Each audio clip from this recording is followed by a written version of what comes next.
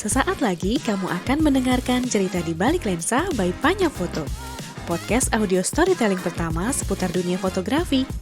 Selamat mendengarkan ya. Scan satu foto saja bisa makan waktu, bisa 5 menit mungkin kan. Bayangkan kalau 30 foto ya berarti kita jadi anak dari pemilik rumah itu. Usahanya bahwa kayak bagaimana pengetahuan itu kita dekatkan ke mereka dan bagaimana mereka merespon itu.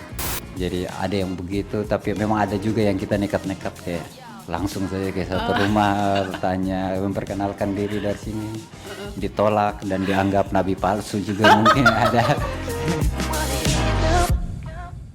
Selamat pagi, siang, sore, malam, Sobat Panya. Kembali lagi di cerita di balik lensa by Panya Foto. Suarakan visualmu. Kembali lagi bareng sama aku Dian, dan kali ini kita kedatangan seorang kawan fotografer asal Nusa Tenggara Timur. Jauh banget dari Bekasi kan. Langsung aja yuk kita sapa. Halo Kak Frankie Lolo. Halo Kak. Halo, apa kabar Kak? Sehat Kak. Mantap. Sehat walafiat. Mantap. Aduh, jauh banget nih Kak. Dari NTT ke Jakarta ke Bekasi ini. Lagi sibuk apa nih Kak? Kalau kayak Bekasi ini sih sebenarnya berkunjung ke Panya sih sebenarnya. Tapi kayak karena kita datangnya ada project pameran di Good School, terus berkunjung juga ke pameran kita yang di Jogja di KKF. Iya. Nah, sekembalinya dari Jogja tuh yang kita kesini nih. Oke, lumayan ya, mampir-mampir ke banyak tempat mumpung di Jawa ya. Iya. Oke, Kak Frankie ini dari Skolmus ya? Ya dari Skolmus. Dari Skolmus atau Sekolah Musa, Sekolah Multimedia untuk Semua. Iya. Nah mungkin Sobat Panya juga beberapa ada yang tahu, mungkin banyak juga yang tahu. Terus juga Sobat Jeep Fest juga pasti tahu ya, karena 2019 pernah ya tampil di Jeep Fest ya. Kak, kalau boleh sedikit cerita, Skolmus itu apa sih Kak? Dan kenapa memilih medium multimedia fotografi sebagai dianggap medium yang pas lah untuk teman-teman di sana?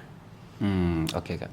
Jadi kayak Skolmus ini kan sebenarnya adalah sebuah gerakan ya waktu itu, dimulainya tahun 2011. Jadi lebih kepada kegelisahan waktu itu tentang akses pendidikan kayak gitu, akses pendidikan dalam hal ini di bidang multimedia. Makanya orang-orang yang pernah mengikuti pendidikan di bidang multimedia tuh sekembalinya ke Kupang itu mereka rencana untuk membuat sebuah kayak workshop kayak untuk menyalurkan informasi itu, karena kita tahu 2011 itu kan internet belum terlalu semarak sekarang ya. Jadi akses pengetahuan di bidang multimedia itu masih sulit waktu itu. Nah, bagaimana sih akses multimedia itu bisa menjadi dekat dengan orang-orang di Kupang kayak gitu? Akhirnya mereka membuat Skolmus ini. Dibuatlah dalam bentuk kayak ada pelatihan untuk desain grafis, ada foto, ada video, terus ada menulis juga. Tapi karena namanya kan sebuah program itu ataukah sebuah pergerakan itu tidak akan berjalan semulus-mulusnya kayak gitu. Akhirnya ada beberapa program itu yang akhirnya tidak berjalan lagi, hanya yang bertahan untuk saat ini tuh yaitu di bidang fotografi kayak gitu. Makanya Skolmus lebih banyaknya di fotografi, walaupun dalam praktiknya tetap di bidang multimedianya yang lainnya pun tetap dilakukan kayak gitu. Kalau punggawa-punggawanya nih Kak, pionir-pionirnya atau pendiri-pendirinya dari mana aja nih Kak? Berarti teman-teman yang mentor, kemudian juga yang aktif di dalam Skolmus hari ini. Kalau yang awal-awalnya tuh dari beragam background sih. Ada yang pegawai negeri, pegawai LSM dan sebagainya, terus atau ada kayak orang-orang yang memang hobinya untuk mempelajari multimedia itu yang menjadi pendirinya gitu. Tapi yang pendiri utamanya itu Dani Wetang Terah. Beliau apa tuh Kak? Memang fotografer? Ya beliau tuh fotografer. Terus sekarang sekarang itu dia di LSM dia. Jadi kayak Oke. karena dia kan orangnya yang sangat apa ya, sangat memotivasi terus menginspirasi dengan berbagai macam karena sangat banyak ide kan. Oh. Jadi akhirnya dia mendirikan sekolah musik itu sih. Oke. Berawal dari apa ya? Keterbatasan lah ya, keterbatasan akses, kemudian ingin mendobraknya dengan adanya kumpulan teman-teman kreatif ini, kemudian menggunakan medium fotografi dirasa mungkin sesuai juga dengan zaman sekarang ya, yang serba teknologi, biar teman-teman juga lebih aksesibel terhadap teknologi. Oke, nah tapi misinya nih Kak, kalau aku lihat di website-nya kan sebenarnya perubahan sosial ya Kak, melalui fotografi. Nah memang perubahan seperti apa sih yang ingin dicapai sama teman-teman? Misalnya tadi kan lebih literasi medianya, mungkin literasi teknologinya, tapi mungkin perubahan sosial dalam konteks masyarakat Kupangnya sendiri apa sih sebenarnya yang harus diubah di luar tadi mungkin teknologi? Ya. Jadi kayak perubahan sosial yang ingin dicapai. Jadi sebenarnya kan dari media multimedia itu sebenarnya kita bisa menyuarakan banyak hal kayak gitu. Yeah. Di dalam hal misalnya kayak tentang bagaimana seorang ibu rumah tangga mengurus rumah tangganya kayak gitu. Itu kan bisa dilakukan rekaman kan dalam bentuk visual kayak gitu. Oke. Bisa menceritakan apa sih aktivitasnya dia, terus ada juga yang kayak misalnya ada yang pernah mendokumentasikan tentang apa sih yang terjadi di balik pabrik tahu kayak gitu. Iya. Nah, kan, hidden iya, story gitu iya. ya. Iya. Jadi kan itu bisa menambah perspektif baru kan untuk orang lain kayak gitu. Benar-benar. Terus kita juga kan pernah membuat sebuah workshop yaitu perempuan punya cerita. Iya. Nah itu tuh semuanya anggotanya perempuan, Wow. pesertanya perempuan semuanya. Terus bagaimana sih mereka bercerita tentang apa yang mereka ketahui? Karena kita sadari bahwa kebanyakan kan dulu tuh fotografi itu didominasi oleh laki-laki. Yes, maskulin sekali ya. Sangat Kak? maskulin kan. Tapi kita kayak kalau bagaimana sih kalau fotografi itu dilakukan oleh seorang perempuan? Pasti kan perspektifnya agak lebih beragam lagi kan kayak gitu. Makanya itu dilakukan. Jadi perubahan sosialnya kita lakukannya dengan cara-cara seperti itu. Terus bagaimana akses itu bisa diberikan ataukah bisa dijangkau oleh orang-orang yang kayak kita anggap itu marginal dan sebagainya. Misalnya anak-anak di pesisir atau anak-anak yang di desa dan sebagainya. Kan secara akses untuk pengetahuan itu agak sulit juga seperti yang kita alami kayak 2011 itu kan. Iya. Nah, usahanya bahwa kayak bagaimana pengetahuan itu kita dekatkan ke mereka dan bagaimana mereka merespon itu. Kayak gitu sih. Wow, luar biasa. Berarti memang visi misinya dari masyarakat untuk masyarakat oleh masyarakat ya. Maksudnya tidak ada relasi dengan negara gitu. Ini kan sebuah LSM yang memang base-nya masyarakat dan untuk masyarakat berarti ya Kak ya. Ya, jadi memang karena itu kan bergerak di kata komunitas itu kan. Iya. Kita berkomuniti di mana kayak semuanya akan kembali ke kita juga sih seperti itu. Benar. Jadi kita tidak membatasi apa yang kita miliki, biarkanlah apa yang kita miliki itu menjadi milik semua orang kayak gitu. Wah, pantas tadi namanya ya, Musa ya, multimedia untuk semua. Jadi semua orang ibaratnya kalau di PANYA tuh punya program foto demos tuh Kak. Jadi no story too small, jadi nggak ada cerita yang kecil. Tadi ibu rumah tangga mungkin dia bisa bicarain soal mungkin kekerasan rumah tangga, mungkin yang nggak bisa disampaikan ya lewat medium lain, tapi multimedia atau fotografi ini bisa bercerita gitu ya Kak. Yeah. Nah kalau untuk alat sendiri ada kesulitan nggak sih Kak? Maksudnya untuk alat software editingnya mungkin, atau mungkin sinyal di sana, internetnya, atau mungkin kameranya sulit, gimana nih Kak? Kalau sekarang sih untuk akses kayak biasanya alat dan sebagainya tuh sih aman sih. Dan kita juga tidak membatasi tentang kayak misalnya menghasilkan foto yang bagus harus menggunakan alat yang sangat bagus kayak DSLR dan mirrorless dan sebagainya kayak gitu. HP pun bisa kan kayak gitu. Benar. Jadi tergantung apa sih yang mau disuarakan itu yang kita lebih prioritas kepada pesannya kayak gitu. Oke, bukan mediumnya ya, bukan toolsnya tapi pesannya.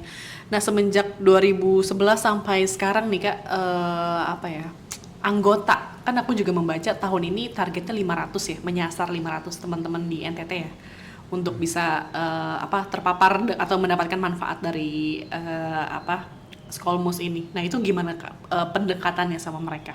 Kayaknya bukan 500, kayaknya 5.000 deh Kak. 5.000, astaga, nolnya gelinding satu Sobat Panya, sorry. Iya sih. 5.000 orang itu gimana Kak cara pendekatannya yang efektif? Apakah teman-teman ini mengelompokkan usia gitu, misalnya anak-anak, remaja, dewasa, atau orang tua, atau gimana nih Kak cara strateginya nih? Jadi kan kita kan punya beberapa program kan, beberapa program yang memang ada yang dikhususkan untuk anak muda kayak gitu. Terus ada juga yang untuk semua rentang usia juga ada. Jadi kita juga banyak melakukan beberapa pameran kayak gitu. Nah salah satu pameran yang menurut kita itu menjangkau banyak orang itu yaitu pameran merekam kota.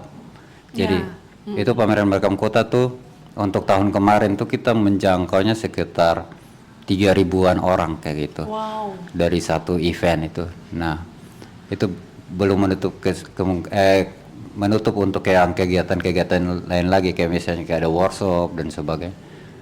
Ada yang kita lakukan workshop di sekolah, kayak di kampus dan sebagainya, dan menurut kita kayak angka 5.000 tuh angka yang tidak terlalu besar untuk karena sudah gitu. pernah dicapai segitu sebelumnya ya. Iya. Kayak gitu sih Kak. Nah, tapi respon teman-teman yang didekati sama teman-teman Skolmus ini gimana Kak? Antusiasmenya mereka?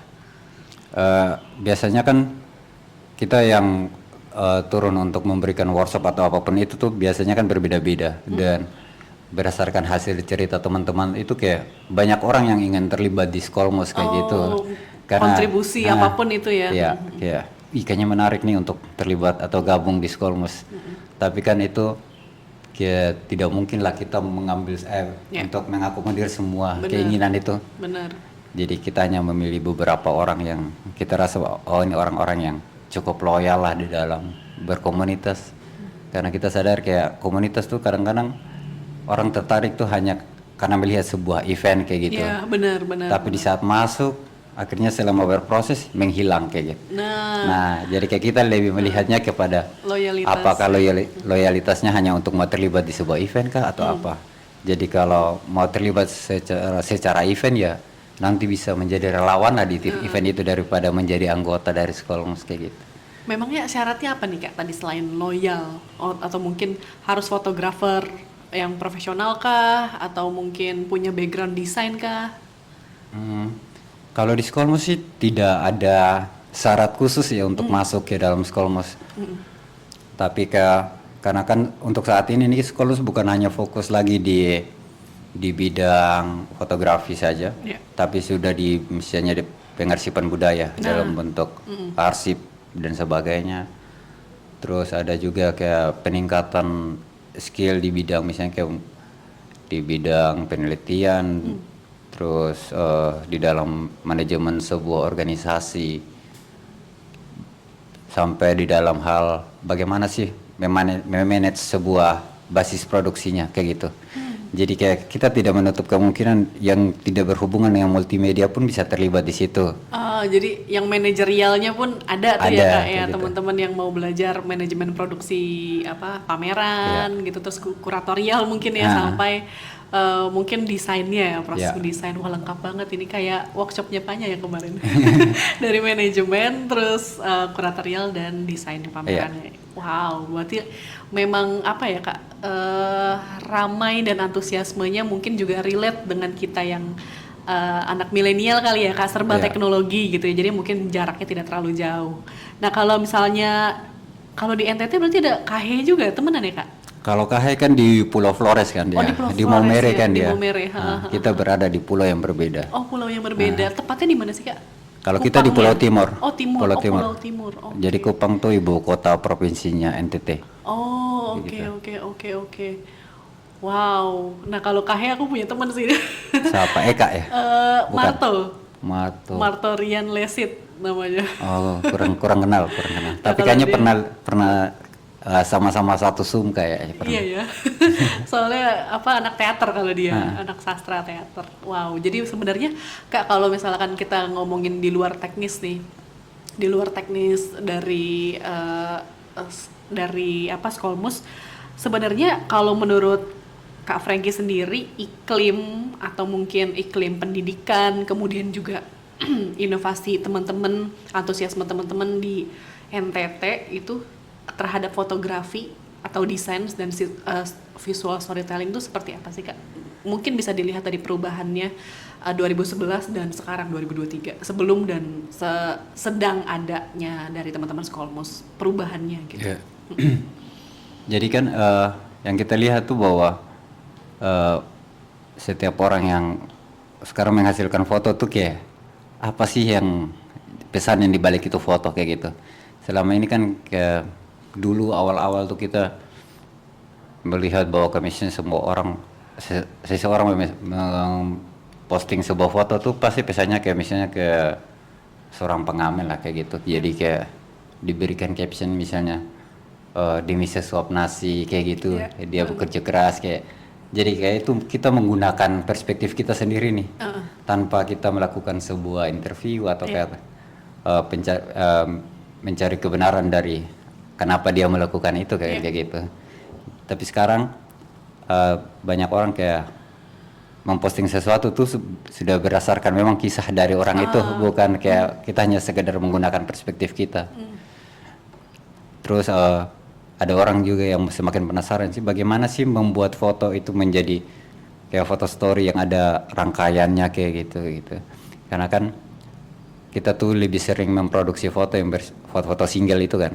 Tapi kayak bersifat story itu jarang dilakukan. Nah itu kayak menjadi sebuah tanggung jawab sosial juga untuk yang kita di Skolmos, karena kita pun juga harus bisa memproduksi itu kan foto story, jadi itu bisa ditampilkan dan bisa dimengerti orang. Terus bagaimana sih itu bisa diketahui orang? Kita coba-coba mengemasnya kan di dalam pameran itu, bagaimana menata secara alurnya kayak gitu. Itu sih yang kita lihat perkembangan. Jadi kayak sekarang banyak orang yang melakukan aktivitas fotografi tapi tidak mengesampingkan tentang pesannya kayak gitu. Wah, berarti mungkin ringkasnya bisa dibilang teman-teman di NTT sudah belajar dari objek menjadi subjek gitu ya. Objektifikasi tadinya kan kita apa-apa perspektifnya pengamen sedang ini, padahal belum tentu pengamen juga. Mungkin dia orang kaya yang lagi menyamar. Intel mungkin. Mungkin Intel lagi jualan bakso atau apa gitu ya. Ternyata di balik itu banyak cerita yang bisa diambil dari objektifikasi menjadi subjektifikasi. Kemudian juga tadi dari belajar visual storytelling mungkin logikanya terasa ya Kak. Berpikirnya lebih runut ya, ada frame ini mungkin belajar komposisi dan lain-lain ya. Oke, nah itu teman-teman itu gimana nih Kak cara mengupgrade ilmunya? Kakak kan juga luas berjejaringnya, dengan Good School baru pameran, terus juga pernah di Binel dan lain-lain. Itu gimana nih Kak dari 2011 itu sampai bisa berjejaring dengan kawan-kawan kreatif lain di berbagai kota di Indonesia? Kalau kita sih, kalau dari pengalaman kita, ya kita apply lah pasti. Kayak kita tidak berharap bahwa kita diundang, karena itu kemungkinannya lebih kecil dari karena begitu banyak komunitas kan yang ada di Indonesia. Bener. Jadi kayak kita melihat oh ada peluang nih, kita coba apply lah. Mencoba-coba untuk mungkin kayak tidak lolos, paling tidak nama kita diketahui dahulu lah kayak gitu. Bener, visibilitasnya ada ya. Ada kayak gitu. Oh pernah ada tuh dari Indonesia tuh kayak gitu. Iya bener. Akhirnya kan di umur Skolmos yang mau dibilang sudah cukup lama ya, kayak sudah terlibat di banyak event juga, dan itu kayak memang perjuangan cukup panjang juga baru bisa sampai kayak gitu. Ya, untuk aktivitas yang di masyarakat sih kita tidak tahu, karena mereka mengikutinya secara kebanyakan kan secara individu kan. Tiba-tiba ada terlibat pameran di sini, kayak gitu.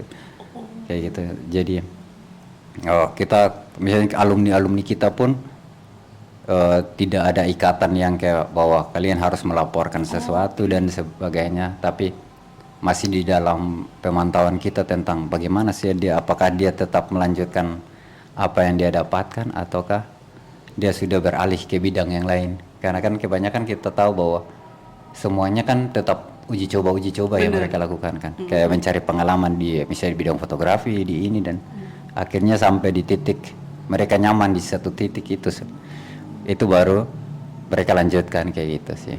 Oke. Wah, berarti misalnya anggota dari teman-teman Skolmus ikut apply di Binel gitu ya Kak. Ya. Itu juga tidak harus membawa nama Skolmus, bisa juga membawa nama individu gitu kan. Tapi mungkin mereka menyertakan itu di bio-nya gitu ya, sehingga jadi mungkin kayak terwakili ya teman-teman di sana ya. Oke. Tapi kalau misalnya sebuah event yang keterlibatannya secara komunitas, pasti kita apply-nya secara komunitas. Oke. Tapi kalau yang individu kadang-kadang kan di dalam mendeskripsikan dirinya tuh kan ada membawa Skolmus kan, Iya, kayak benar, gitu. benar. Jadi itu biasanya kan misalnya kayak mereka tanyakan kembali apakah mau ditambahkan asal komunitasnya kah, kayak gitu. Jadi itu akan kembalikan ke secara personal. Tapi kebanyakan sih mengizinkan untuk membawa nama komunitas juga, kayak gitu. Nah ini menarik nih Kak, proses kreatifnya misalnya ya, Kakak apply di Binel gitu, di Biennale, terus kemudian lolos. Nah Kakak kemudian mendapat pelatihan gitu ya, terus mendapatkan banyak ilmu. Nah setelah pulang dari Jogja gitu misalkan ke NTT lagi, transfer ilmunya seperti apa tuh Kak untuk teman-teman di NTT? Ya sebenarnya kan kadang-kadang transfer ilmunya bisa secara langsung, kayak misalnya kita langsung sharing kayak gitu pengetahuannya, ataukah kita coba memperkenalkan tentang jaringan-jaringan yang ada, dan ini kita bisa dapat aksesnya kemana saja, ataukah misalnya saya mengikuti sebuah pertemuan kayak gitu ya, terus mendapatkan beberapa bocoran tentang bagaimana cara apply ke sini, dan jadi itu tuh yang kayak saya informasikan. Untuk lolos di aplikasi, di apply untuk event ini, berarti apa sih yang jadi wanti-wantinya kayak gitu. Jadi kita kayak transfer informasinya seperti itu, karena kan secara kebutuhan nih paling bagus kan di saat mereka butuhkan baru kita kasih, itu lebih bagus. Akan lebih mudah diingat daripada ya kita hanya membuat sebuah program ke workshop ataukah transfer informasi itu yang tidak menjadi kebutuhan mereka tuh. Itu agak sulit sih biasanya, kayak ya mereka ikut sih tapi tidak tahu apa-apa nantinya. Kayak tidak peduli sih sayanya. Jadi itu akan lebih banyak terjadi tuh di dalam diskusi empat mata kayak gitu. Kalau secara kelompok sih biasanya kan agak saya tidak butuh nih kayak Iya benar. Jadi itu kan biasanya agak mengganggu yang lain kan kayak gitu. Jadi paling banyak itu secara empat mata lah kita bincang. Apa sih yang didapat, terus berarti kan dia di saat dia memulai dengan pertanyaan itu kan dia punya rasa penasaran. Bener, kan memang pengen belajar ya, nih. Itu lebih enak sih kayak gitu. Lebih enak seperti itu ya. Jadi memang mungkin karena loyalitas gitu ya, rasa kekeluargaan yang akrab, jadi apapun yang didapat dari kota-kota lain pasti dibagikan.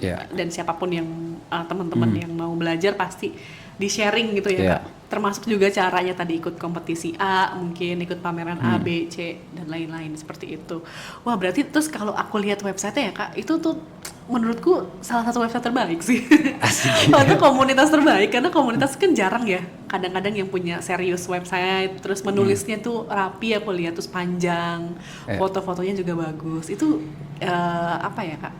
Gimana memanage itu dengan baik nih Kak? Baik secara tadi website maupun secara non luring maupun daringnya nih. Luringnya kan tadi mungkin banyak pelatihan dan lain-lain, kemudian juga banyak kegiatan yang melibatkan personal ya gitu tentang fotografi, pendekatannya asik. Nah kalau yang luring ini memanage-nya seperti apa nih Kak? Kalau kita kan punya web developernya sendiri. Web developernya memang ada. Ya, tapi kayak yang bertugas untuk memposting dan sebagainya tuh ada 2 orang yang bertugas untuk manage itu ya. Nah itu tuh tinggal diseleksi sih mana yang mau naik ke website. Kalau merasa bahwa ini sebaiknya hanya naik ke Instagram ya ke Instagram saja. Karena kan kita punya 2 website kan. Satunya website Skolmus yaitu skolamusa.org, sama websitenya Merekam Kota itu. Jadi kayak itu kalau Merekam Kota sudah ada project manajernya sendiri kayak gitu. Jadi mereka sudah punya timnya juga untuk mengurus Merekam Kota. Kayak ada yang urus untuk publikasi, ada yang untuk program-program apa sih yang mau dibuat selama 2 tahun ini gitu. Jadi memang terstruktur dengan baik ya Kak ya? Kalau mau bilang terstruktur sih, Belum kita ya? tidak terlalu terstruktur juga sih. Organik juga sebenarnya Iya, ya Kak? karena kan sebelumnya kita tuh hanya berapa orang ya, kalau mau dihitung-hitung tuh sekitar hanya 5 orang dan Oke. tidak semuanya aktif. Ah, Mungkin kalau mau dibilang aktif hanya sekitar 3 orang lah. oke. Baru tahun ini nih kita rekrutnya tahun lalu yang baru, terus kita bekalinya tahun ini tuh ada 15 orang yang baru. Jadi makanya secara timnya baru disebar nih di beberapa program itu. Oke. Jadi kita baru di manage secara lebih rapi lah kayak gitu. Oke. Bagaimana sih kalender postingannya kayak gitu. Kalau sebelumnya sih ya kita melihat event yang kita buat dan apa sih yang mau dipostingannya itu sih. Tapi untuk yang sesuatu yang bersifat rutin secara postingan sih tidak terlalu. Tidak terlalu ya, tapi memang rapi sih Kak aku lihat. Kalau yang menulis juga ada, misalnya teman-teman yang lebih senang menulis misalnya dibanding mungkin ngedesain atau foto tuh ada Kak? Ada. Diarahkan ke sana. Ada oke. juga. Terjadi kan salah satu yang suka menulis tuh ada teman satu namanya Ivana dia. Ivana Tungga dia. Dia tuh manajernya Merekam Kota sebelumnya. Jadi dia yang mengurus manajer Merekam Kota, jadi dia mengurus semuanya. Dia hobinya kan menulis. Oke. Terus ada juga kayak ada anggota-anggota baru juga yang kayak ingin belajar menulis, misalnya kayak membuat caption untuk di sebuah postingannya, itu kita kasih ke mereka untuk belajar tulis juga. Kak Ivana tadi. Nanti Ivana yang bimbing kayak gitu. Wow, jadi memang apa ya, bisa dibilang ini gerakan yang organik gitu ya Kak, lahir dari mungkin keterbatasan akses, tapi bisa justru menghidupkan teman-teman komunitas ini biar lebih bareng-bareng lah ya, maju bareng-bareng. Dan ada nggak sih Kak mungkin kayak sikut-sikutan gitu, misalnya Kakak apply di Biennale, terus temen Kakak juga yang di Skolmus juga ikut Biennale. Nah itu ada nggak sih kayak iklim kompetisinya, atau ya karena kita sama-sama jadi dari Skolmus ya siapapun itu mewakili Skolmus gitu. Kalau itu kan kayak kita lebih kayak kalau mau apa ya silakan apply kayak gitu ya. Oke. Jadi karena kan memang kita semua ini kan belum terlalu terbiasa juga dari mengapply ke sesuatu, dan kalau mau itu dijadikan pengalaman pribadi silakan dilakukan. Karena kan semuanya pasti akan mendapatkan pelajaran sih dari proses itu. Benar-benar. Tergantung itu nantinya dia akan membawa nama komunitas atau tidak sih tidak masalah, karena kan kalau kamu bagian dari komunitas pasti akan ada efek juga kan. Benar. Walaupun ikutnya secara personal. Iya. Karena pengetahuan yang didapat pasti bisa diaplikasikan di saat komunitas itu. Benar. Jadi memang apa ya Kak, jiwa kolektifnya tuh memang besar lah ya. Maksudnya siapapun yang dapat misalnya di kompetisi tertentu gitu ya, atau pameran tertentu, itu merupakan sebuah kebanggaan juga untuk teman-teman di Skolmus ya. Tidak ada yang sikut-sikutan lah ya ibaratnya. Aku jadi kebiasaan mungkin kalau di Jakarta kayak gitu Kak. Karena memang kan itu juga kayak kita berkomunitas tapi secara portfolio pribadi kan itu penting juga kan. Benar. Tidak mungkin kita mengapply sesuatu yang bersifat personal terus Benar. tanpa portfolio juga bahaya sih. Benar. Lebih bagus kalau memang harus naik sendiri ya naik sendiri. Oke, memang dilihat aja strateginya ya Kak, cocokan yang mana ya, kolektif atau individual ya. Karena kan secara kolektif pasti tetap disupport sih. Oke. Jadi kecuali di saat mau ini saya harus membawa bendera komunitas itu kan itu berarti harus ada persetujuan yang lain juga. Bener. Kayak Apa gitu. nih temanya Iya. gitu ya. Tapi Kalau secara personal sih aman sih. aman ya. Teman lah, kawan lah kita semua Iya. ya. Tapi mungkin ada ini gak sih Kak, batasan-batasan misalnya ada yang ideologinya gitu atau keberpihakannya bertentangan dengan nilai-nilai yang dianut sama teman-teman Skolmus nih gitu, misalkan sangat pro kubu A atau kubu B gitu. Ada nggak sih kayak iklim-iklim atau ideologi-ideologi tertentu yang tidak boleh gitu diikuti sama teman-teman? Ada sih Kak, memang Oke. ada sih. Tapi kita pasti akan melihat apakah keuntungannya bisa kita dapat dari situ. Benar. Tidak bisa tutup mata juga sih. Benar. Tapi kayak misalnya kan dulu kan kita dengan pemerintahan pun itu banyak clash-nya kayak Iya. gitu kan. Nah, tapi kita lihat nih selama kita tidak dirugikan dari proses itu ya kenapa kita tidak ambil Bener. kayak gitu. Kalau kita bisa Manfaatin dapat keuntungan lebih dari situ kita ambil lagi kayak gitu. Manfaatin aja kan nggak apa-apa ya, punya anggaran Iya. kok. Yang penting kita menjalankan tugas kita Bener, tanpa bener. merugikan. Oke, gas kayak gitu. Bener-bener yang penting dia nggak ngeganggu-ganggu Iya. urusan dapur kita lah ya. Kalau yang salah satu ideologinya kita tuh di merekam kota itu. Kalau yang lain sih masih bisa mau Masih, dengan pemerintah iya. dan lain-lain boleh. Kalau di merekam kota karena kita mendapatkan izin untuk penggunaan arsipnya tuh dari keluarga secara cuma-cuma dan sebagainya. Kita tidak mau ada campur tangan pemerintah di situ. Takutnya ada intervensi dan Bener. sebagainya. Bener, Terus kayak karena mereka menyumbang uang dan mereka bisa mengatur-ngatur kegiatan kita. Jadi itu kayak jadi salah satu program idealismenya kita di situ. Jadi Itu yang si tidak- merekam kota itu Iya. makanya sampai buka website Website sendiri sendiri. ya Kak. Oke. Karena kita tidak mau diganggu oleh yang lain. Bener-bener, berarti selama ini programnya ada gangguan tuh ya. Ya, kalau yang lain kan kita masih membuka peluang kok untuk dapat support dana Iya. dari pemerintah, dari LSM dan sebagainya. Isunya mungkin nggak sensitif itu Iya. mungkin ya Kak. Kayak ini untuk ya tujuannya kan transfer pendidikan nih, Iya. transfer pengetahuan. Jadi kalau pemerintah bisa support ya, support aja sih kayak kita kan tidak rugi kan kayak gitu. Bener-bener manfaatkan. Iya. Mungkin bisa bantu uang makan kayak asli. Iya, Kenapa bener, tidak sih? bener-bener. Lumayan beli inventaris apa gitu ya Iya. Kak, printer kayak apa gitu ya. Kayak gitu ya. Bener-bener Kak, berarti apa ya, sebelum kita ke merekam kota nih Kak, kita ngomongin yang tadi tuh, tapi memang ada sumbangsih dari pemerintah nggak sih Kak, atau sudah terbaca nih teman-teman Skolmus kemudian dilibatkan dalam program pemerintah apa yang berkala, atau memang nggak juga sih, tergantung aja gitu. Kalau yang itu sih kita belum sih. Oh, oke. Belum karena kan karena dulu kan kita pernah kecewa kan kerja sama pemerintah. Kayak iya. misalnya kita diberi dana 50 juta tapi kita dapatnya hanya berapa juta kayak gitu.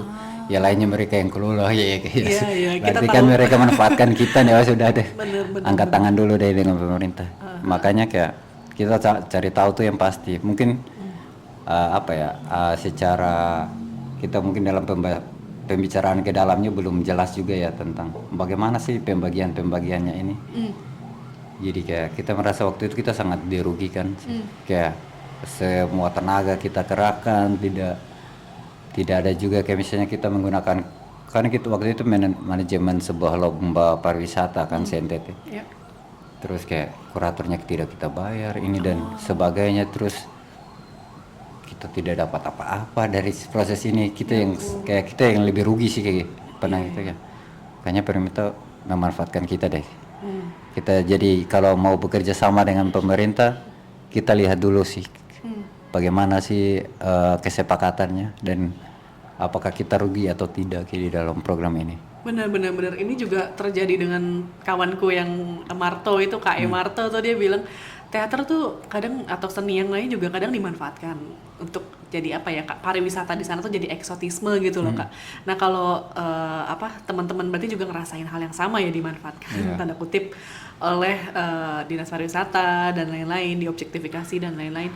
Nah kedepannya apa nih Kak siasatnya atau strateginya agar berhati-hati dulu nih, memilah, tapi juga di satu sisi kita juga kadang-kadang butuh ya Kak support dana dari mereka. Nah gimana Kak siasatnya biar ideologinya tetap mereka tidak menyinggung-nyinggung dapur Kakak, tapi di satu sisi juga punya manfaat menerima aliran dana lah, intinya kan buat komunitas juga kan, dan itu memang bagus gitu. Gimana tuh Kak? Jadi kayak yang tadi saya bilang, kita akan lihat-lihat bagaimana sih cara kerjasamanya ini. Kalau kerjasamanya jelas dan kita merasa tidak dirugikan, berarti kita ini. Ataukah kita tidak memberikan semua beban itu, kayak misalnya pemerintah harus menanggung semuanya itu. Iya. Kayak misalnya kita hanya butuh support dalam hal artian untuk support konsumsi lah, kayak misalnya konsumsi sama transportasi untuk kegiatan workshop atau apapun. Jadi secara nilainya kan tidak terlalu besar nih. Iya. Terserah itu nanti mereka mau logonya dipasang situ, ya itu tidak masalah untuk ini. Karena itu kan bentuk kewajiban karena mereka sudah menyumbangkan sesuatu kan kayak gitu. Tapi untuk manajemen sampai kayak duit yang besar, sampai interupsi atau intervensi dari yang mereka lakukan cukup jauh, misalnya dalam hal mengatur, misalnya kayak ada pekerjaan di luar dan mereka yang mengatur sampai kayak mengurus transportasinya, akomodasinya kan, berarti ada kemungkinan mereka yang mengambil keuntungan di situnya kan. Benar. Jadi kita melihat-lihat lagi bentuk kerjasama yang ditawarkannya itu. Yang kita lakukan selama ini kan, kayak misalnya kita mendokumentasikan sebuah ritual kayak gitu. Itu kayak kita pernah lakukan sama museum daerah di NTT itu. Itu kita yang mengurus uang semuanya, kayak gitu sampai transportasi dan sebagainya. Jadi mereka terima hasil akhirnya kayak gitu. Kita melihatnya sampai ke situ. Jadi walaupun secara nilainya tidak terlalu besar, tapi kita yang manage uangnya sendiri Kak. Kayak gitu. Kalau diurus oleh mereka tuh agak rumit karena kan ada proses panjang yang akan ini. Benar-benar ada administrasinya pemerintah yang berlibat-libat berlapis-lapis dan kadang-kadang tidak sesuai yang kita harapkan juga. Benar. Aduh, emang logika birokrasi lain ya dengan kita ya. Oke, nah kemudian kalau kita ngomongin merekam kota Kak, itu menarik banget kan ya, kalau aku kan perspektifnya mungkin dari teater ya Kak, di teater sendiri juga sudah mulai punya kesadaran untuk main on site gitu Kak, untuk menceritakan daerahnya sendiri. Di Makassar ada Kala Teater gitu, di Jakarta mungkin juga teman-teman banyak yang punya perspektif seperti itu. Nah awalnya apa sih Kak sebenarnya sampai ingin mendokumentasikan merekam kota, dan pendekatannya apa? Kalau fotografi mungkin jurnalistik kah atau dokumenter kah? Gimana Kak? Awal mulanya dulu nih kita ngomongin merekam kota. Jadi merekam kota nih kalau mau dibilang ide awalnya tuh dari setelah kita pulang dari GFest itu. GFest 2019. Ya. Nah itu kan kita sama-sama bercerita dengan Arif Furqan kan. Iya. Arif Furqan kan lagi mengumpulkan itu arsip-arsip itu yang terbuang. Ya. Terus dia bercerita tentang kira-kira kalau kita mengumpulkan arsip yang di Kota Kupang terus dibandingkan dengan di Jakarta, apakah sama sih? Kayak misalnya kayak konflik 65, apakah di Kupang mengalami sama dengan yang di Jakarta ataukah hanya di Jakarta saja yang mengalami itu? Di Kupang sebenarnya tidak ada 65 dan sebagainya. Kayak gitu kan? Oh iya, menarik banget ya Kak ya. Benar-benar. Jadi dari situ akhirnya kita pulang, kita tidak tidak merancangkannya secara bagaimana merancang sebuah program dan sebagainya. Waktu itu saya sama ketua, kita kayak ya ayo kita jalan-jalan Kota Lama kayak gitu, menelusuri Kota Lama, wawancara beberapa orang yang kita temui, misalnya kayak dulu ada bekas pasar lama dulu yang di Kota Kupang gitu. Kita wawancara orang yang sudah tinggal di situ dan mereka cerita tentang sejarah pasar lama ini dan kenapa mereka bisa tinggal di situ deh. Jadi kayaknya menarik. Terus setelah balik itu kita melihat sebuah gedung kan, yang ini kayaknya menarik kalau kita pameran di sini nih. Jadi ada salah satu pabrik es pertama yang ada di Kupang. Itu yang kalau mau dibilang dari cerita tuh kayak dulu Ratu Inggris kah? Kalau tidak salah tuh sebaiknya memberikan penghargaan kepada orang itu karena membuat pabrik es di tempat yang panas kayak gitu. Dan masih aktif ya Kak sampai hari ini? Saat ini tidak aktif lagi. Tidak aktif lagi. Terakhirnya sekitar 2003 atau 2000 berapa lah, lupa. Tapi akhirnya mungkin orang bilang omongan itu adalah doa ya. Akhirnya itu terjadilah, kita akhirnya bisa berpameran situ. Jadi kita coba waktu itu kita kumpulkan 5 tim arsip untuk membantu kita dalam pencarian arsip itu kan. Karena kan sebenarnya kegelisahan utamanya itu tentang bagaimana sih wajah Kota Kupang dan sejarahnya Kota Kupang itu. Itu kan kita harus mengaksesnya di Kit LV kan. Nah itu tuh agak susah karena kan salah satunya bahasa Belanda lagi. Kita harus baru tidak semua orang bisa mengakses itu kan, kecuali yang ingin saja kan. Jadi bagaimana sih supaya informasi tentang Kupang dan sebagainya itu mudah diakses kayak gitu. Akhirnya yang kita lakukan adalah pencarian arsip yang ada di Kota Kupang. Dalam hal ini bukan yang berbasis politik dan sebagainya, kayak lebih kepada arsip-arsip keluarga sih. Nah, iya persis Arif Furqon yang kemarin pameran di Jifes ya, Iya. soal apa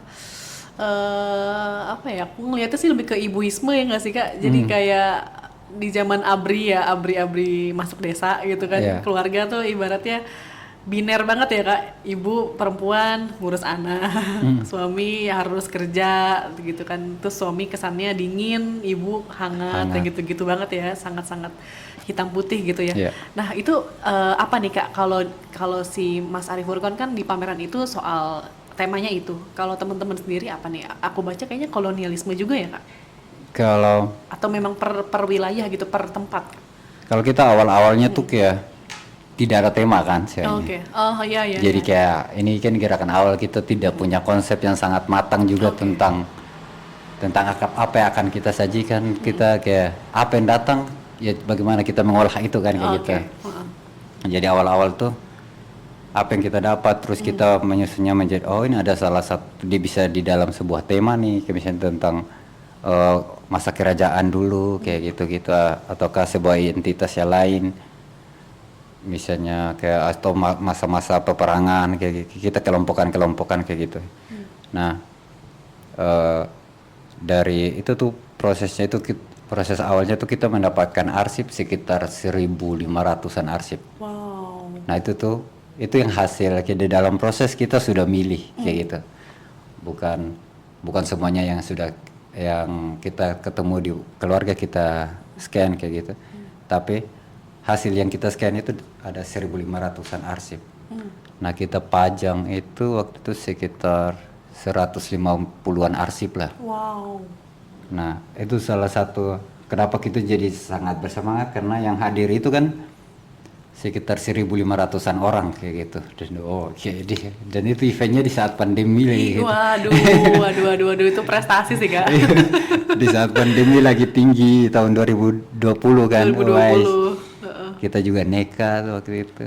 Nah, terus kayak banyak orang juga ya akhirnya, oh Kota Kupang ada begini, terus kayak ada juga ibu-ibu, oh dulu tempat kita pacaran tuh di sini. Jadi kayak banyak yang menggunakannya untuk nostalgia juga. Walaupun ada yang tahu tentang politik di sini, ada Soekarno pernah datang ke Kupang zaman itu, terus kayak daerah timur itu namanya dulu belum merdeka sama-sama dengan Indonesia. Yang dia merdekanya sekitar 1950-an. Waktu itu masih Republik Indonesia Serikat. Ya gitu. Jadi dari sebuah arsip foto ternyata mengungkap banyak sejarah banyak cerita ya. Oke, nah tapi Kak untuk mendapatkan arsip-arsip itu kan perlu pendekatan ya Kak. Ya. Maksudnya itu kan arsip keluarga ya. Aku belum tentu mau gitu misalkan Kakak datang, Dian minta foto keluargamu dong. Waduh, apa nih tendensinya mau ngapain nih gitu. Nah Kakak gimana tuh Kak sama teman-teman melakukan pendekatannya, apa yang dibilang sampai mereka akhirnya bersedia memberikan arsipnya? Kalau pendekatannya kan pasti kita memanfaatkan kenalan kita duluan kan kayak gitu ya. Iya kalau itu sudah pasti ya. Biasanya saya kenal Kak Dia nih, saya kayak Kintani misalnya kan. Berarti saya temannya dia. Nah, kan itu berarti kan kepercayaan ada nih. Iya, rantai-rantai gitu ya Mas Nopol. Ataukah misalnya kayak kita ke kelurahan ya, kita ketemu Pak Lurah atau Ibu Lurahnya. Terus saat kita Ibu Lurahnya rekomendasikan siapa kayak gitu. Oke. Itu yang kita ke situ kita tinggal beritahu bahwa kita dapat rekomendasinya dari siapa. Nah itu kan kayak jadi bangun kepercayaannya sudah ada sih. Oke. Jadi ada yang begitu, tapi memang ada juga yang kita nekat-nekat kayak langsung saja ke satu rumah bertanya, memperkenalkan diri dari sini, ditolak dan dianggap nabi palsu juga mungkin ada. Itu yang cerita kayak apa? Teman-teman yang kemarin, tim arsip yang kemarin 2020 itu dianggap saksi Yehova karena kan dia ramai ya memang ya kan, banyak ya yang suka karena kan 5 orang bener, kan iya benar juga 5 orang terus masuk ke daerah baru. Oh iya bener Kan bener itu aneh, misionaris nih kayaknya nih. Jadi Warga ditolak saya mau lah, diapain gitu. nih? Jadi ya dinamikanya cukup banyak. Terus dari proses-prosesnya itu kayak ada orang juga yang kayak ingin mempertegas tentang status sosialnya dia di dalam kota Kupang misalnya, tentang keturunan raja dan sebagainya. Jadi kayak kita tidak bertanggung jawab sih sebenarnya tentang itu semua. Iya. Kita hanya menghadirkan apa yang kita temukan kayak gitu. Bener. Jadi mereka kayak kita sebagai tim pencari fakta gitu. Mencari fakta. Padahal kan tidak juga sih. Oke, wah menarik nih cerita di balik tadi lewat jaring pertemanan untuk mudah tapi nggak pakai pertemanan tadi ternyata juga banyak yang mencurigai. Oh iya, soalnya itu kan ruang privat banget ya Kak. Iya, Maksudnya privat. album foto itu kan ada di ruang tengah keluarga yang memang aksesnya pasti orang-orang terdekat gitu. Kakak ambil, tapi itu Kak yang ngasih benar-benar fotonya atau mungkin zaman dulu kan ada klisenya gitu. Pasti foto yang dikasih ya. Kebanyakan foto sih. Foto. Klise tuh jarang sih mereka koleksi.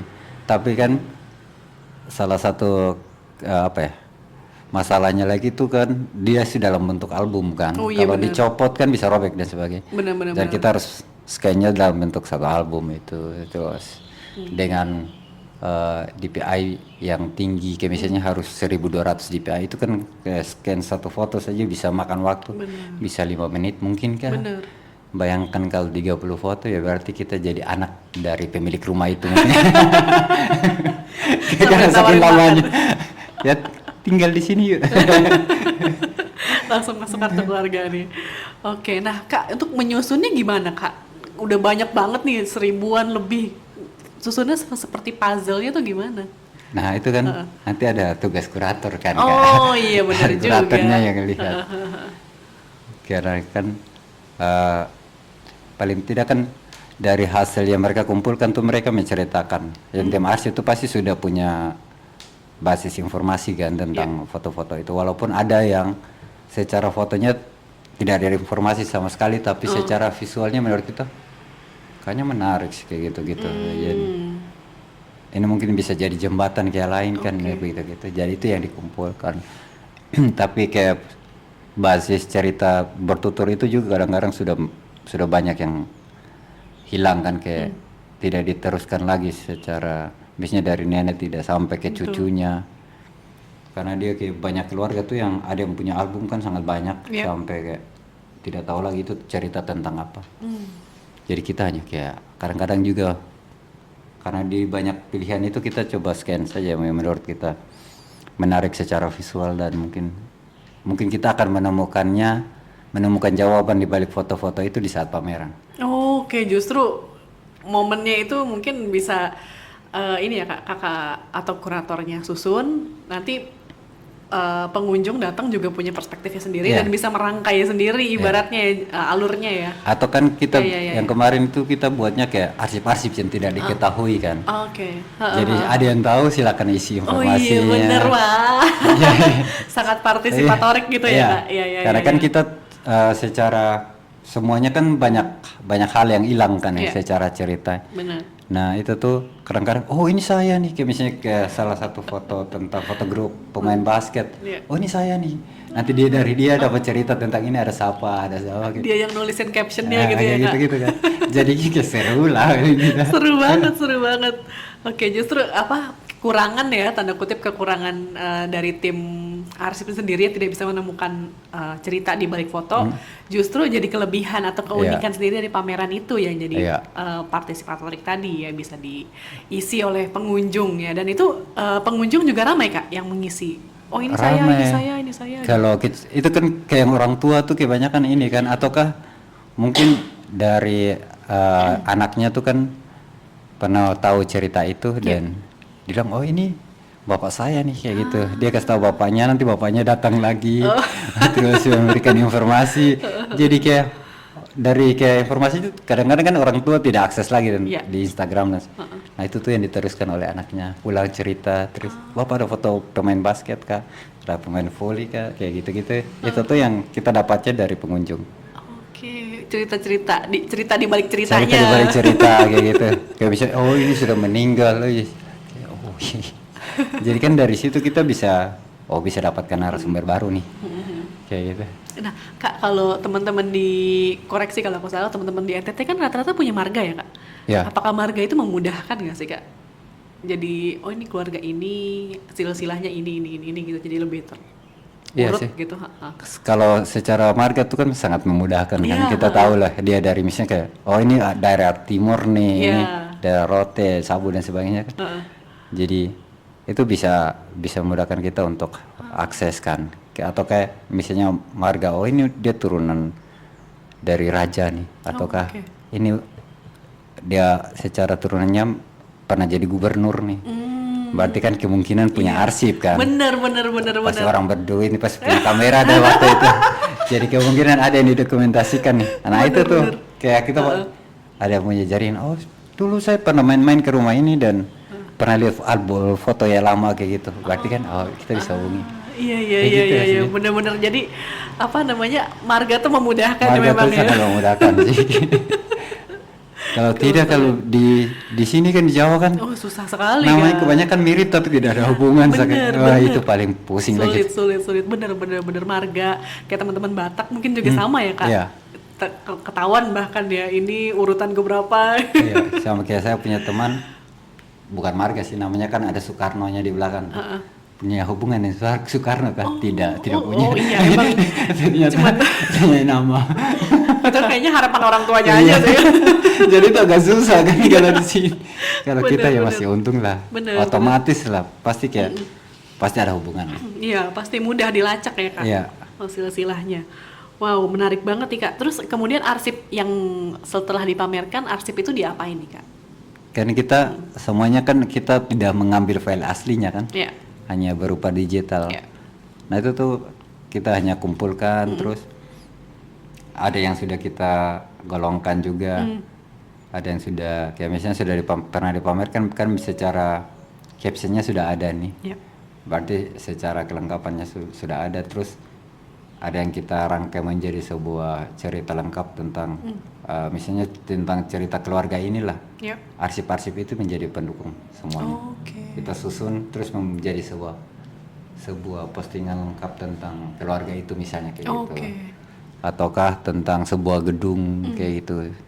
Sejarah-sejarahnya kayak gitu. Jadi bank data ya kak Iya, ya, bank yang datanya. bisa misalkan ngomongin gedung ini ternyata relevan dengan keluarga ini, terus ngomongin pasar mungkin relevan Iya. dengan keluarga ini, olahraga dan lain-lain. Oke. Wow menarik banget nih kak.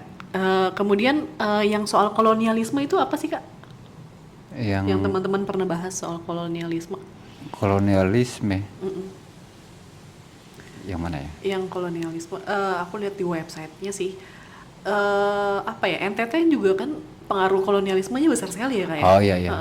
Itu kan yang pameran kita yang di Good School kemarin. Oke, nah ini boleh nih. Sampai tanggal berapa sih kak? Sampai besok, Sampai tanggal besok 8. aja. Oke, bisa datang sih. Jadi itu kan tentang itu kan salah satu daerah jajahan. Nah, pameran kita yang kedua itu kan kita buatnya di bekas gedung asisten residen Belanda waktu itu. Oke. Jadi ya kita cukup kecewa juga kan ya waktu kita bergiat bersama Good School kemarin sama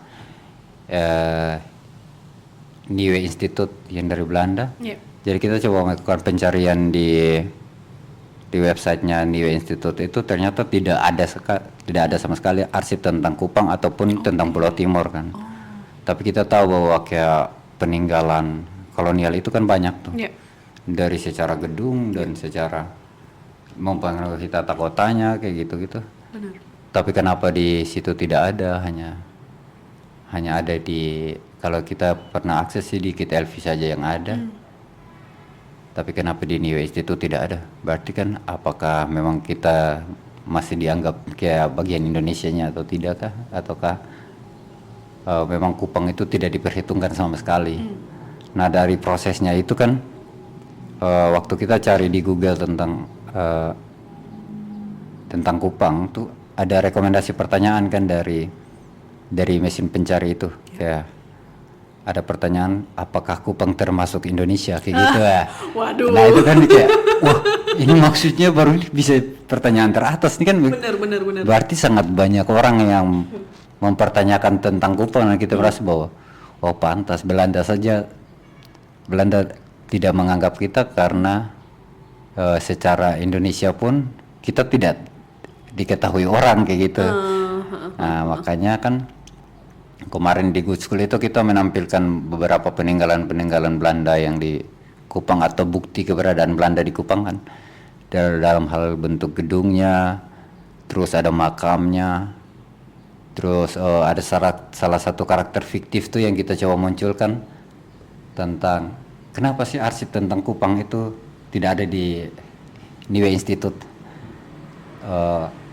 Jadi kita menghadirkan karakter Topas kan. Karakter Topas itu adalah karakter hasil perkawinan antara orang Portugis sama warga pribumi. Jadi sebutannya Topas. Topas itu adalah Portugis hitam. Kayak gitu. Jadi dia mati bersama-sama dengan perang yang terjadi di Perang Penfui waktu itu. Gitu lah. Wow, Sobat Panya ada yang tahu gak nih? Jarang masih yang tahu kayak gini ya. Wow. Kayak gitu sih. Oke, jadi apa ya? Itu justru pertanyaan Google tadi ya, Kak. Jadi pertanyaan nomor 1 tuh ya. Teman-teman juga sendiri jadi menanyakan ke diri sendiri ya. Pada masa itu seperti apa? Kemudian apakah kesulitan akses teman-teman di timur itu berpengaruh? Karena tidak dianggap tanda kutip sebagai bagian dari Indonesia. Oke, menarik banget nih. Sobat Panya pasti juga ada beberapa yang datang nih ke Good School gitu ya. Pamerannya kemudian melibatkan berapa orang nih Kak dari teman-teman sendiri? Pamerannya tuh kita yang terlibat untuk ikut workshopnya tuh ada 5 orang. 5 orang yang terlibat. Tapi secara kerjanya tuh kalau mau dibilang kerja secara kolektif juga. Jadi kita karena waktu itu kita lagi mengerjakan 2 hal sekaligus kan, salah satu yang di Good School sama yang di Cemeti itu tentang reformasi. Jadi kita bagi tim lah. Jadi semuanya tetap dikerjakan secara kolektif. Walaupun yang mewakili untuk didata sih hanya kayak 5 orang kayak gitu. Oke, berbagi tim ya Kak. Kemudian fotografinya pendekatannya apa nih Kak? Dokumenter atau fotojurnalistik? Yang mana di fotografi yang di Good School? Kalau yang di Good School itu kan hasil dari arsip keluarga itu. Oh iya sorry. Hasil dari arsip keluarga itu, terus ada juga yang dari proses merekam kota itu ada yang di retelusur lagi kan. Jadi kita dokumentasi baru lagi apa yang terjadi sekarang gedung-gedung itu. Jadi itu kita ada yang disajikan secara diptik juga, ada ini juga secara kelompok lah tentang misalnya pemerintahan juga ada di situ. Terus memperkenalkan tentang proses pengarsipan yang kita lakukan dan juga testimoni dari tim arsip itu yang kita hadirkan. Nah Kak, kalau aku nggak salah tangkep ya, jadi teman-teman Skolmo sendiri kan lumayan dikenalnya pendekatan dokumenter gitu ya. Kemudian belakangan ini justru ngelihatnya lebih kontemporer kali ya, lebih bermain dengan lintas media nih Kak. Itu apa nih Kak? Memang teman-teman yang mengikuti tren atau memang karena fotografi sendiri itu memang dinamis aja gitu, bisa kolaborasi dengan beragam medium lainnya?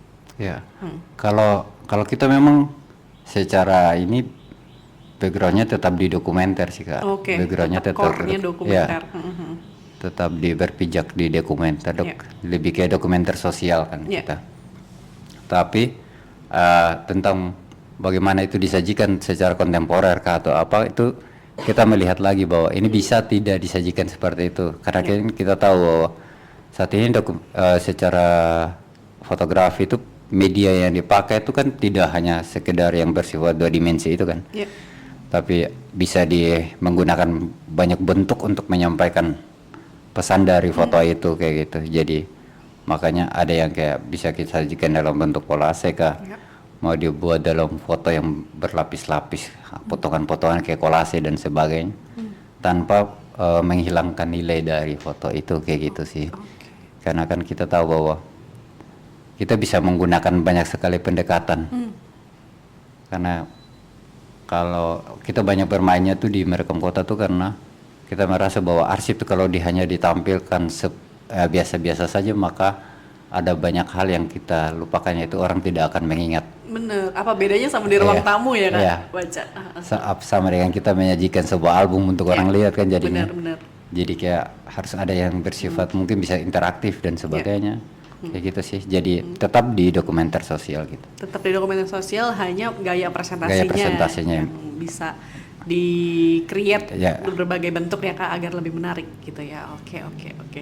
Nah kalau untuk mungkin pertanyaan terakhir nih Kak, kalau untuk regenerasinya nih Kak, aku udah terdengar kan mungkin regenerasinya mungkin ya kalau Dewa Kolektifku juga agak sulit gitu ya, bagaimana menjaga nilai-nilai kita untuk teman-teman setelah kita gitu, kemudian menjaga loyalitasnya dan lain-lain. Teman-teman sendiri ada kesulitan nggak sih mungkin untuk meneruskan ini ke teman-teman yang lebih muda tentu saja? Kalau itu kan kita bekali kan. Jadi di saat kita merekrut yang baru kan ada nilai-nilai juga yang kita turunkan kayak. Jadi kayak kita ya penyerahan segala sesuatunya kepada mereka biar tidak ada yang miss kayak gitu. Walaupun harus berlelah-lelah untuk ini, tapi paling tidak kita memegang nilai dari misalnya tiap program punya nilai yang ini kan. Walaupun ada 4 nilai utamanya yang kita misalnya kayak gitu kita pegang, tapi ada yang bisa apa ya, bisa bersifat cair, tergantung di penyesuaiannya di program apa dulu kayak gitu. Jadi itu semua akan kita turunkan juga kayak peserta ke anggota-anggota baru terus. Nah kalau yang kita lakukan kemarin tuh kan secara program, visi misi dan sebagainya tuh kan biasanya dirancang oleh anggota baru sih. Kita hanya membantu mengarahkan. Jadi kayak ini lebih menjawab apa yang menjadi anggota baru punya kebutuhan. Bukan kayak kita yang lama. Takutnya kan kalau kita yang lama berarti kan mereka hanya menjadi robot pekerja dari dia kita kan. Benar-benar. Jadi dari kemarin itu dirancang sendiri oleh anggota baru kayak gitu. Jadi nilai itu mereka juga yang pegang kayak gitu semua. Jadi nilainya mungkin tetap sama ya Kak, cuman disesuaikan dengan zaman mereka ya, isu-isunya, kemudian juga mungkin kondisi teman-teman, kesenangannya apa gitu ya. Jadi sangat-sangat dinamis lah ya. Ya, dinamis. Oke. Gitu. Setelah ini nih Kak, what's next nih Kak? Ada project apa lagi nih yang teman-teman atau Sobat Panya bisa datangi? Kalau kita kan program Merekam Kota eventnya 2 tahun sekali. Jadi itu akan ada lagi di tahun depan. Itu biasanya kita buatnya di bulan Oktober kayak gitu. Tapi kita ada rencana untuk melakukan satu event, itu pelatihan untuk anak-anak mangrove itu di bulan April ini. Jadi itu program Ketong Bisa. Program itu untuk hampir sama yang kayak saya bilang tadi tentang mendekatkan akses pengetahuan kepada orang-orang yang kita sering sebut marginal itu. Jadi mereka bisa akses pengetahuan. Terus dari program Ketong Bisa ini kan tujuannya untuk meningkatkan tentang rasa percaya diri kan melalui pendekatan skill dan sebagainya. Jadi itu tujuannya nanti akan sampai pameran di tempat itu, menghadirkan orang luar ke situ biar meningkatkan rasa kepercayaan diri anak-anak di situ. Jadi itu program terdekatnya ya Kak ya? Program terdekat. Kemudian tahun depan tahun politik ya Kak? Bisa sangat politis nih. Kita mengisi politik dengan seni-senian. Ya, oke. Kak mungkin ada closing statement nih Kak, mungkin Sobat Panya yang sedang akan main ke Kupang gitu, akan main ke NTT, mungkin bisa kalau ajakan kolaborasi gimana sih Kak, atau mungkin mau jadi member kah, atau mungkin mau bersumbangsi dalam bentuk hal yang lain, itu seperti apa nih Kak? Ya sih, kalau untuk Sobat Panya sih, karena kan kita nih pasti membutuhkan banyak sekali dukungan kan dalam hal sumber daya, dalam hal ini sumber daya manusia kan. Kalau kita meminta uang kan agak lucu kan kayak gitu. Jadi lebih kepada bagaimana sih pengetahuan itu bisa sampai. Ya walaupun itu mungkin belum bisa diakses untuk orang luar, paling tidak ya untuk anggota kita sendiri untuk peningkatan skill kapasitasnya tuh itu bisa kita lakukan walaupun dalam jarak yang jauh kayak gitu. Nah, terus mungkin kita bisa juga berkolaborasi dalam hal apa kayak gitu. Karena menurut kita itu adalah sebuah kekuatan untuk kita untuk tetap berpegang atau bertumbuh kan ke depan. Karena kolaborasi itu adalah sebuah ruang untuk saling menopang sih menurut saya. Betul sekali. Menopang tanpa saling berpegang tangan. Jadi sama kita sesama masyarakat kuat gitu ya agar tidak terintervensi Ya. oleh yang Ya, karena dari akar-akar rumput ini ya. betul akar-akar rumput ini mari bersatu ya. Oke Kak, terima kasih banyak ya Kak sudah Oke. bercerita banyak sama Sobat Panya semuanya. Sobat Panya juga pasti bisa tahu lebih banyak di website. Apa Kak tadi sorry Kak? Schoolmus.org. Kalau websitenya sekolahmusa.org, ORG. asli itu ada merekamkota.org juga. Nah, dan Instagramnya Kak? Instagramnya Skolmus. Skolmus. Iya. Langsung Sobat Panya follow, kepoin lebih jauh, mungkin mau kolaborasi lintas pulau dan lain-lainnya mau bersumbangsi dalam bentuk apapun terbuka ya Kak ya? Terbuka, Kak. Terbuka sekali ya gitu. Oke, Sobat Panya terima kasih dan Kak juga terima kasih ya. Oke, Salam buat Kak. teman-teman Skolmus Yo. ya. Terus berbagi cahaya sesuai Iya, tagline ya. asik. Thank you Kak. Ya, oke Kak. Hai Sobat Panya, terima kasih sudah mendengarkan podcast Cerita di Balik Lensa by Panya Foto. Nantikan terus episode selanjutnya, mengudara setiap 2 kali dalam sebulan di aplikasi Noise. Tetap berkarya